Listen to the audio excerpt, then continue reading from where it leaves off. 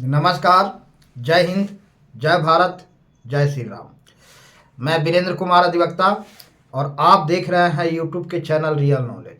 तो आप तमाम दर्शकों को यूट्यूब के इस चैनल रियल नॉलेज पर स्वागत है। और आज मैं पुनः इस चैनल पर पूर्व की भांति एक जन उपयोगी वीडियो लेकर प्रस्तुत हूँ। तो आज मैं बात करूँगा भारत में बढ़ रहे तलाक की दरों के कारण पर। आज हमारा देश में पश्चिमी कल्चर का इन्फ्लुएंस ही है। आज हम पश्चिमी कल्चर से विशेष प्रभावित हैं।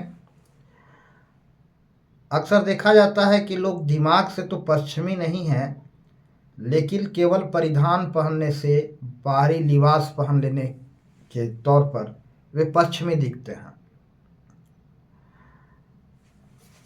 हमारी हिंदुस्तान के कल्चर में कोई खामियां नहीं रही है, लेकिन एक बीमारी सी लगते जा रहा है कि हम पश्चिमी कल्चर के इन्फ्लुएंसी में आ रहे हैं और हम केवल बाहरी रूप से पश्चिमी बनते जा रहे हैं, लेकिन दिल और दिमाग से पश्चिमी नहीं है। आज तलाक की दरें भारत में बढ़ी हैं पहले की तुलना में। सीधी सी बात है और बात बिल्कुल सही है, जायज़ है कि शादी विवाह एक सुखद दाम्पत्य जीवन के प्राप्त करने के उद्देश्य से किया जाता है, लेकिन यह भी बदकिस्मती होता है कि विवाह के बाद तलाक की नौबत आती है। खैर, बात बहुत बड़ी हो जाएगी, मैं संक्षिप्त में बात रखूँगा। जीवन में हमारा एक्सेप्टेशन बहुत बढ़ा चढ़ा होता है। हम लोगों से बहुत बड़ी बड़ी उपेक्षा रखते हैं और जिसमें जितनी खामियां हैं वो अपना बड़ाई बहुत ज़्यादा करता है। कमियों का छिपाने के लिए वह अपनी बड़ाई पर ज़्यादा जोर देता है। और डिग्रियां इस बात का प्रमाण नहीं है कि डिग्री लेने वाला व्यक्ति कम डिग्री लेने वाला व्यक्ति से ज़्यादा योग्य है, ज़्यादा सक्षम है। आज हम डिग्रियों के पीछे भागते हैं, लोग डिग्री के पीछे भाग रहे हैं। MBA, PhD, फाइनेंस, MBA वगैरह वगैरह, बहुत बड़ी बड़ी डिग्रियां, ITI वगैरह वगैरह वगैरह। और जीवन मूल्यों का हम महत्व नहीं देते हैं, मोरल वैल्यू का महत्व नहीं देते हैं। हम दौलत के पीछे भागते हैं। दौलत का इम्पोर्टेंस जीवन में ज़्यादा है। बहुत ज़्यादा दौलत के पीछे दीवाने लोग हैं।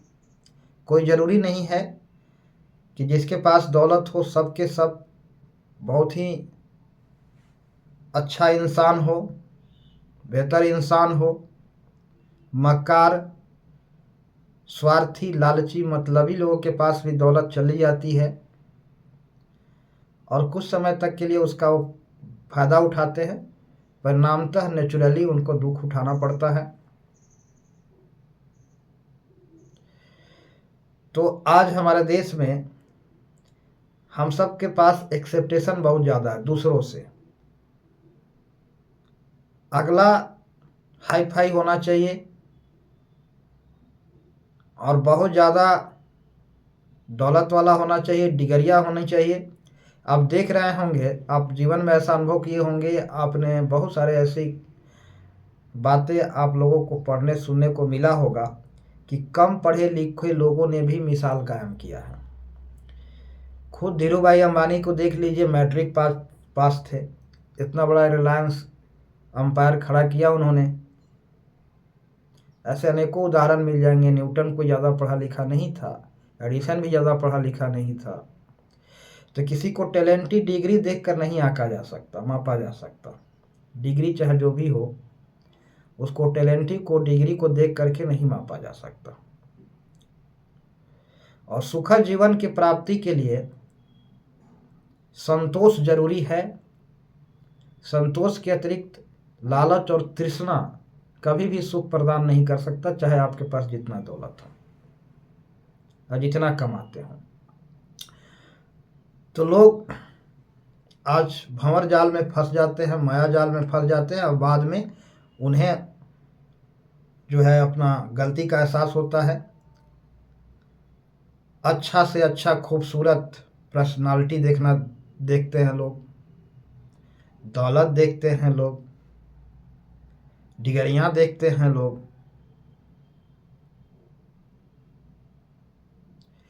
ये तो बात सत्य है कि हम अक्सर दूसरे को आंख में धूल झोंकने का प्रयास करते हैं, लेकिन कहीं ना कहीं सच्चाई सामने आ जाता है और सच्चाई सामने आने के बाद फिर आपसी संबंधों में, रिश्तों में खटास उत्पन्न होता है और फिर रिश्ते टूटते हैं। और इस प्रकार से एक बार जब रिश्ता टूटता है, किसी के रिश्ते अगर टूट जाते हैं तो उसके ऊपर एक दाग लग जाता है, एक धब्बा लग जाता है।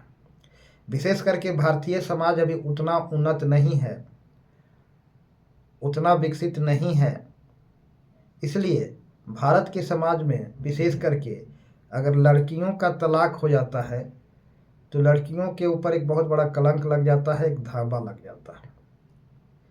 ऐसा लोग मानते हैं सामान्यतः, लेकिन ऐसा जरूरी नहीं है। अब संयोग की बात है, संयोग में सब कुछ होता है, इसलिए हर संभव मनुष्य को प्रयास करना चाहिए कि साधु सीधा अपना जीवन को तालमेल बैठा के चले और तलाक से बचें। हर हाल में तलाक, डाइवोर्स से बचें। वैवाहिक संबंध विच्छेद करने से जितना संभव हो सके बचें और अपने सुयोग्य साथी को अपना जीवन साथी बनाएं। लोभ लालच तृष्णा के जाल में ना फंसे। बेहतर जीवन के प्राप्ति के लिए केवल डिगरियों, दौलत और खूबसूरती पर ही ध्यान देना जरूरी नहीं है। अगर इनमें से किसी चीज़ का अभाव है तो भी एक अच्छा जीवन साथी मिल सकता है, या इनमें से किसी तीनों चीज़ का अभाव है तो भी एक अच्छा जीवन साथी मिल सकता है। लेकिन कोई ज़रूरी नहीं है कि डिगरियाँ, दौलत और खूबसूरती ये तीनों मिल जाए तो इसका मतलब ये नहीं होना चाहिए कि एक अच्छा जीवन साथी मिल गया। तो इन चीज़ों को भी ध्यान रखना है, तभी जा कर के रिश्ते काफ़ी लंबे समय तक रहेंगे और विवाह विच्छेद पर नियंत्रण लगेगा, तलाक पर नियंत्रण लगेगा। और आज भारत में भी तलाक की दरें पहले की तुलना में काफ़ी बढ़ी हैं। तलाक की दरों में इजाफा हुई है, जो चिंताजनक विषय है। फॉरेन कल्चर का इन्फ्लुएंस ही है। लोग दिल और दिमाग से फॉरेन विदेशी के जैसा आचरण नहीं कर रहे हैं, केवल बाहरी लिबास और पहनावा पर ही जोर दे रहे हैं। ब्रॉड माइंडेड होना जरूरी है, संकीर्णता से ऊपर उठें, विचारधारा को उन्नत रखें और जब शादी हो गई है तो बहुत खास अगर परिस्थितियां हो, बहुत खास रीजन हो तो ही विवाह विच्छेद तलाक करना चाहिए। अन्यथा चाहे जैसा भी जीवन साथी हो उसके साथ जीवन गुजारना में ही भलाई है, इसी में हित है। न तो बाद में सिर्फ पछतावा ही होता है, अफसोस ही होता है और फिर जीवन दुखमय ही हो जाता है। खासम परिस्थितियाँ यह हो सकता है कि व्यक्ति वैवाहिक जरूरतों को पूरा करने में जब अक्षम हो जाए तो यह एक खास परिस्थिति बनती है।